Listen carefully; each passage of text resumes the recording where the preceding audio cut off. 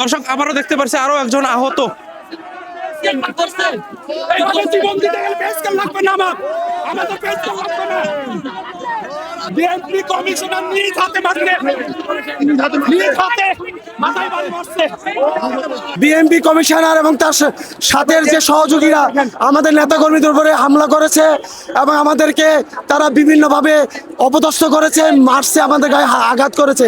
আমাদের অনেক নেতাকর্মী এবং কর্মীরা আহত হয়েছে, কেউ কেউ হাসপাতালেও ভর্তি হয়েছেন। কিন্তু পুলিশ আমাদেরকে লাঠিচার্জ করেছে, টিয়ার সেল মেরেছে এবং বোমা মেরেছে এবং অনেকে লাঠিচার্জ করে আপনি দেখতে পাচ্ছেন যে আমাকে কি করেছে, আমার মানে গলা টিপে ধরছে, আমার পিছন থেকে কোমরে লাথি মারছে।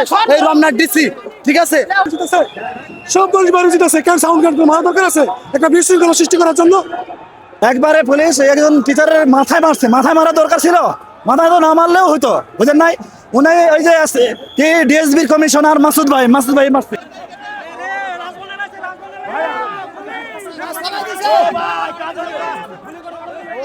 ভাই এটা কি করলেন আপনারা? কি করলেন ভাই, কি করলেন?